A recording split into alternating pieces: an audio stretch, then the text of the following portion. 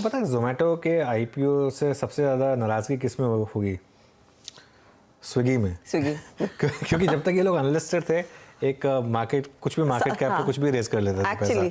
अब एक clear parameter अभी स्विगी के लिए काफी मुश्किल होगा यहाँ से पैसा रेस करना। बिल्कुल बहुत मुश्किल है अब स्विगी के लिए पैसा रेस करना, क्योंकि अब देखिए अब एक पैरामीटर तय हो गया और दोनों के फाइनेंशियल्स ऑलमोस्ट सिमिलर है, दोनों का बिजनेस मॉडल सिमिलर है, बर्न रेट सिमिलर रहा है और मेरे ख्याल से एक अब जैसे कुछ लोगों को अच्छा इसमें एक चीज़ है कि ज़्यादातर लोगों की एक स्ट्रिक्ट चॉइस होती है। जैसे मेरी चॉइस स्विगी है, अगर मुझे स्विगी पे कुछ नहीं मिलता तो ही मैं जोमेटो पे जाता हूँ। मेरे साथ भी वही है। हाँ, और कई लोगों का उल्टा है, उन लोगों की फर्स्ट चॉइस जोमेटो है और अगर जोमेटो पे उनको नहीं मिलता तो फिर वो स्विगी पे जाते हैं। तो ये इसके लिए ये भी एक बहुत ही इंटरेस्टिंग स्विगी अगर लिस्ट होगा तो मजा आएगा। फिर ये दोनों का एक फिर तो एक्चुअली कांटे की टक्कर होगी और let's see who will win that war. लेकिन हालांकि जिस तरह की हालत हुई है, मुझे नहीं लगता स्विगी नियर फ्यूचर में किसी तरह की भारत में लिस्टिंग की तैयारी करेगा। लेकिन इन स्टॉक्स का हाल आपके सामने। चलिए आगे बढ़ते हैं, कुछ और ट्रेड्स आइडेंटिफाई करना शुरू करेंगे। स्वाति होतकर इस बीच हमारे साथ जुड़ गई हैं। स्वाति, आफ्टरनून। कई न्यू इकोनॉमिक काउंटर्स की हम चर्चा कर रहे थे, आपने इस समय के लिए क्या पकड़ा है, बताएं। ये सभी के लिए मैं 2 बाय कॉल देना चाहूंगी, क्योंकि मुझे लगता है कि निफ्टी जिस हिसाब से साइडवेज मोमेंटम में चल रही है, मुझे लगता है पुल बैक रैली हमें नजर आएगी, बिकॉज 18,120 140 के सपोर्ट्स काफी रिस्पेक्ट कर रही है निफ्टी। तो एक छोटी पुल बैक रैली हमें देखने मिल सकती है, जो कि निफ्टी को लेके जा सकते हैं 18,340 370 के आसपास तक। तो वो दिमाग में रख के मैं बाय कॉल लेके आई हूँ। फर्स्ट वन भी और अमर राजा बैटरी। अगर डेली चार्ट देखो हर्षदा जी, तो उसने एक फ्लैट पैटर्न ब्रेकआउट दिया है एंड मुझे लगता है कि इसमें पोटेंशियल है वापस 52 वीक हाई टच करने की, जो कि अराउंड 664 के रेंज में है। तो करंट लेवल पे अमर राजा बैटरी बाई कीजिएगा, स्टॉप लॉस प्लेस कीजिएगा 630 का फॉर इमीडिएट टारगेट ऑफ 660।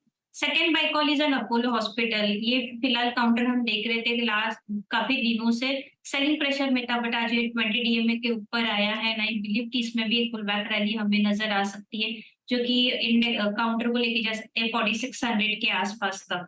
तो अपोलो हॉस्पिटल करंट लेवल पे बाय कीजिएगा, टारगेट में देख रही हूँ इनिशियली फिर भी 4570 देन 4600 एंड स्टॉप लॉस आप रख सकते हो 4380 का। अपोलो हॉस्पिटल आपकी स्क्रीन पे, और एक बार जरा प्लीज चार्ट लेके आइएगा एग्जैक्टली आप देखेंगे एवरेजेस पे क्या कर रहा है आज अपोलो हॉस्पिटल एट 4451। यस, डेंडेमा के ऊपर है और पिछले अगर आप देखें 2 सेशन के हाईएस्ट क्लस्टर पे आके ट्रेड करता हुआ। मीनवाइल आप लेके आइए फिर एक बार जिस स्पेस में थोड़ी सी अगर आप देखें बाइंग बढ़ रही है। मैं देख रहा हूँ BOB बैंक ऑफ बड़ौदा आपकी स्क्रीन पे, निफ्टी PSU बैंक इंडेक्स जरा लेके आइए स्क्रीन पर एक बार, मेरे ख्याल से फिर डे हाई को किस करता हुआ। यस, इट्स 3952 और समझ लीजिए जनाब कि अब ये जा रहा है दिसंबर 2017 के अपने हाइज को रीटेस्ट करने के लिए। दिसंबर 2017 का इसका इनफैक्ट जनवरी 2018 का जो हाई था 31 जनवरी 2018 का, वो करीब 4017 की ट्रैजेक्टरी थी, जो कि हार्डली अब यहाँ से 64-65 अंक ऊपर है। मानस जरा एक बात देखिएगा, Canara bank still at day high, BOB अब ओवरशूट करता हुआ, BOB अब 14 नवंबर के बाद की सारी हायर शेडोज को पार करता हुआ, और इनफैक्ट SBI भी डे हाई पर। कुछ ट्रेड गैप करना चाहेंगे आप इस स्पेस में? देखिए कैनरा बैंक पे एक ट्रेड लेना चाहिए, क्योंकि कंसोलिडेशन के बाद एक ब्रेकआउट देखने को मिल गया है।